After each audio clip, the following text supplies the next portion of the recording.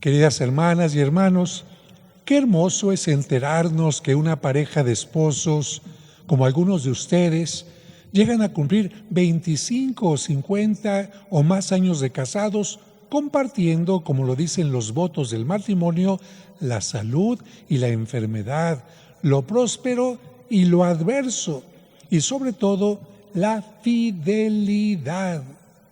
Ciertamente que lograr esto no es nada fácil, sino más bien implica, en primer lugar, mucha claridad en los valores, en las metas, en las convicciones y también muchísimo esfuerzo e incluso sacrificio.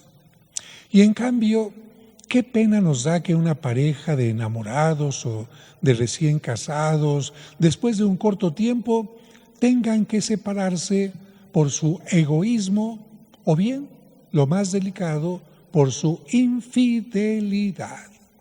De hecho, cuando yo les pregunto a personas como ustedes, ¿serías capaz de perdonar a tu pareja si la o lo descubres con su amante o te enteras que te ha sido infiel en varias ocasiones? ¿Y qué creen que me contestan? ¿O qué me contestarían ustedes? ¿Serían capaces, estarían abiertos a dar una nueva oportunidad a aquella persona sabiendo que entregó su vida a otro o a otra durante varias y muchas ocasiones? Caray, la infidelidad es una de las peores cosas con las que se puede ofender a otra persona.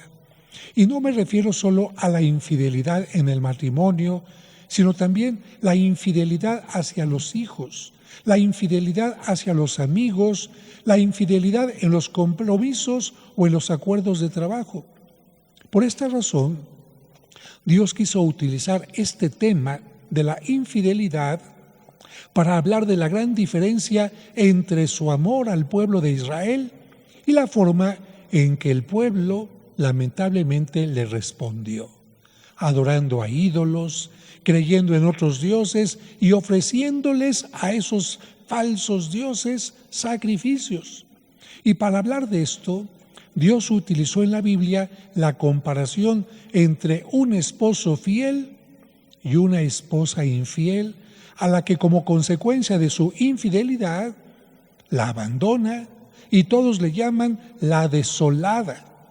Con esta forma de hablar, la Biblia nos recuerda que como consecuencia de su infidelidad, el pueblo con el que Dios había hecho una alianza fue enviado al exilio en Babilonia, donde se sintió desolado por el abandono de Dios.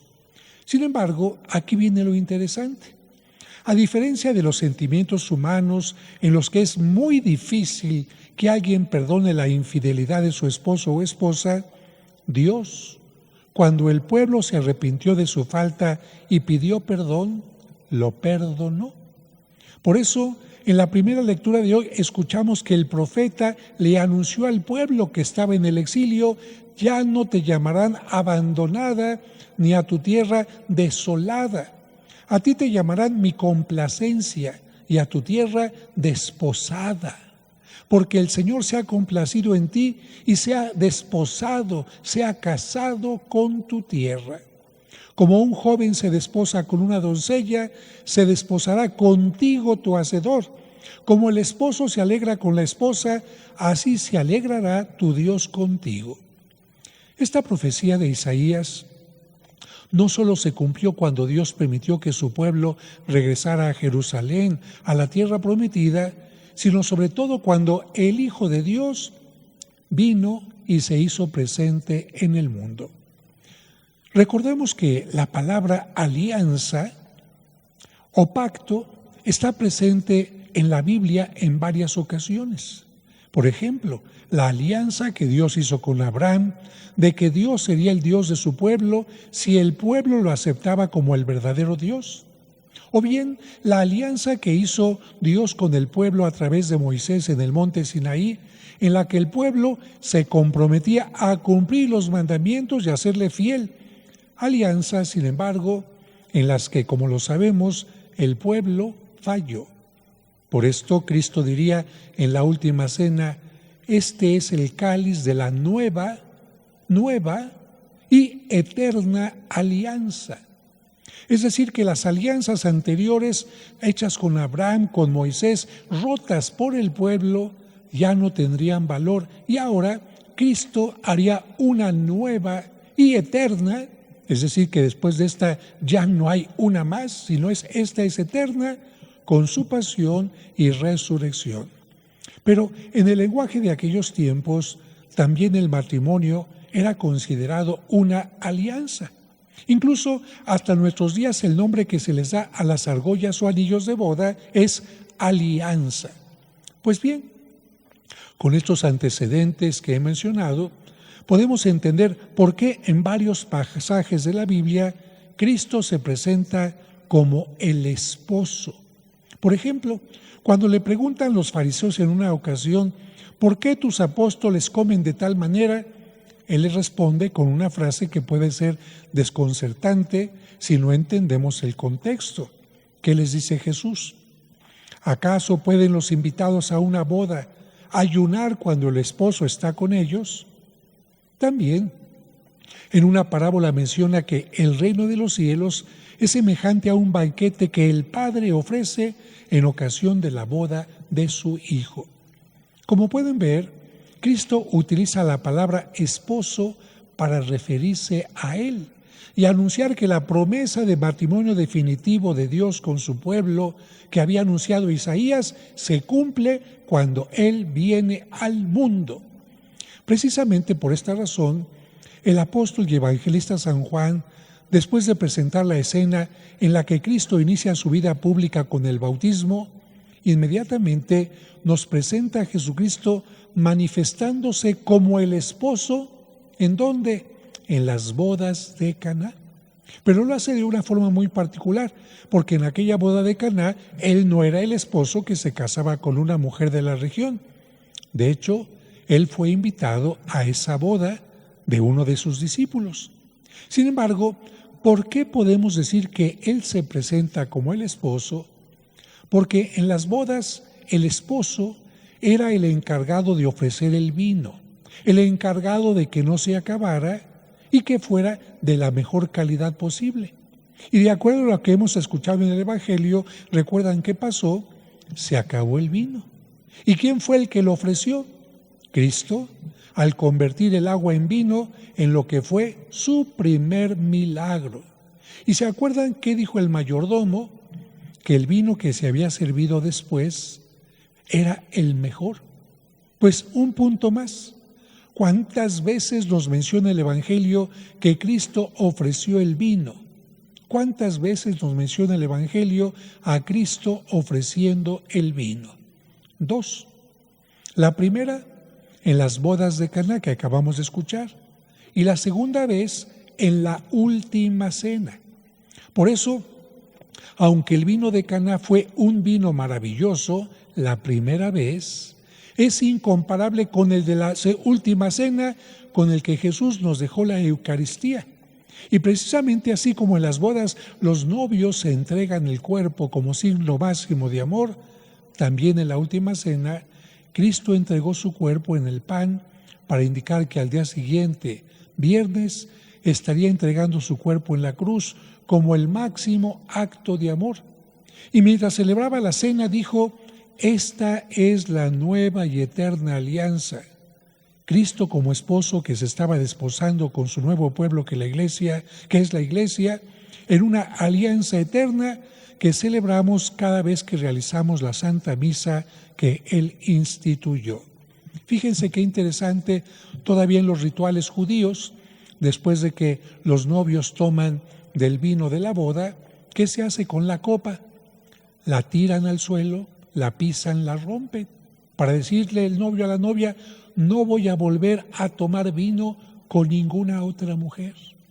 Y ella: no voy a volver a tomar vino de amor, de matrimonio con ningún otro hombre. Y por eso Cristo dice: igual, no volveré a tomar de este cáliz hasta el reino de mi Padre.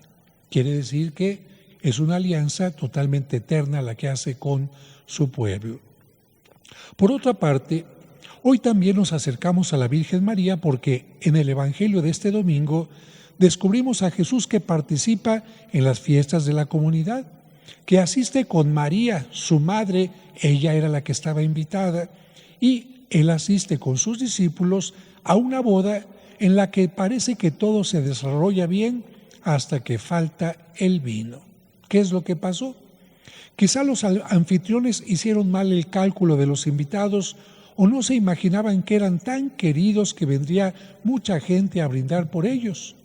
Y es importante mencionar que las bodas de aquel tiempo no duraban un día, duraban varios días porque los invitados tardaban también varios días en llegar. Y también es importante decir que cada invitado adulto tenía que ofrecer un brindis de oración por el bienestar de la pareja. Y en esa fiesta ya no había vino. Así, el ánimo empezó a decaer. La situación se tornó triste y penosa y seguramente los invitados se miraban desconcertados, los que servían se reprochaban por lo que el ambiente se volvió tenso y todo porque se acabó el vino. Y bajo esas circunstancias, la Virgen María, que estaba en calidad de invitada, se acerca a ver qué es lo que pasa y qué hermoso, comparte la preocupación de los anfitriones y no quiere que la fiesta termine ni que la alegría y el entusiasmo se disipen. ¡Qué maravilla! La Virgen no quiere que nuestra alegría y nuestro entusiasmo se disipen. Por eso, aunque la Virgen es invitada, se levanta de la mesa y le dice a Jesús, ya no tienen vino. Y a los que servían les dice, hagan lo que Él les diga. Jesucristo nunca había hecho ningún milagro. Así que María simplemente le dice, Jesús, yo sé que tú eres alguien sabio y algo puedes hacer. Les vas a decir que no se necesita el vino para el brindis, vas a hacer alguna oración, alguna cosa vas a hacer. Y María dice, confiada en Jesucristo, ustedes hagan lo que Él les diga, porque todo lo que dice mi hijo es maravilloso. Pues bien, el vino, ese fruto de la vid que es símbolo de la alegría de Dios, del entusiasmo, de la vitalidad exuberante, parece muchas veces agotado en nuestras vidas. Cuando ponemos nuestras caras largas, cuando nuestras sonrisas se tornen mueca, cuando nuestra mirada es siempre de reproche, cuando solo criticamos, cuando nos volvemos como esas tinajas que ya no tienen ni una gota de vino, ni una gota de esperanza, ni una gota de alegría.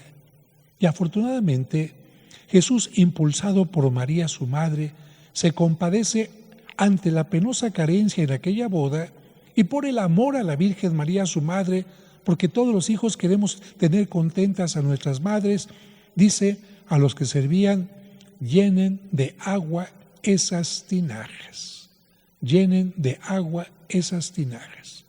¿Por qué hace esto Cristo? Para que se entienda que en los milagros se necesitan dos partes. Una parte, la que Dios hace, pero otra parte, la que el hombre tiene que hacer. Por eso Cristo dice, llenen de agua las tinajas, hagan lo que le corresponde. Yo haré que se conviertan en vino. Él piensa, pero ustedes hagan lo que les toca hacer. Como ya lo he dicho, como aquella señora decía, a Dios rogando y con el mazo dando. Y aquí el primer milagro. San Juan los llama signos de Jesús. La transformación del agua dentro de las tinajas en un vino de calidad insuperable. Con este signo, nos dice el Evangelio, Jesús manifestó su gloria y los discípulos creyeron en Él. Y por supuesto, la fiesta continuó. Y yo diría, la fiesta empezó porque Cristo con sus milagros, con su palabra, transformó nuestra vida ordinaria en un tiempo de fiesta. En esos momentos, para concluir, en que nos sentimos vacíos, andamos cabizbajos y se nos olvida que la vida puede ser como una gran fiesta, se antoja decirle a Jesús, danos de tu vino, llénanos de la alegría del Evangelio, haz que brindemos por tu vida plena, hazte presente en nuestra vida para que todo cambie.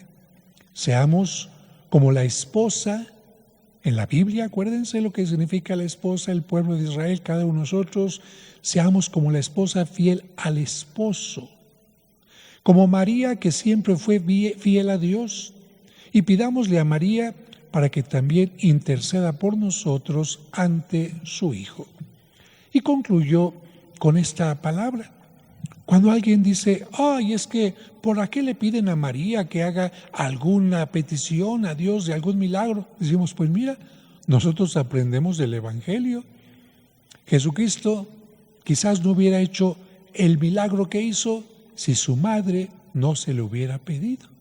Por lo tanto, si nosotros le decimos a María, Mamá María, como le quieran decir, Madre Santísima Virgen María, intercede por mí, haz que Cristo haga un signo en mi vida, seguramente que María es escuchada por su Hijo Jesucristo. Y esto lo cree la Iglesia desde la antigüedad. Lamentablemente algunos hermanos protestantes dicen que María no puede hacer nada. Yo creo que estos muchachitos o señores o ancianos tuvieron una mamá que a lo mejor no intercedía por ellos, porque cuando uno sabe lo que puede hacer una madre por uno, y dice María la Madre de Jesús es maravillosa, y Cristo dijo en la cruz, Madre, ahí te entrego a tus hijos, representados en San Juan, entendemos que María puede hacer mucho por nosotros.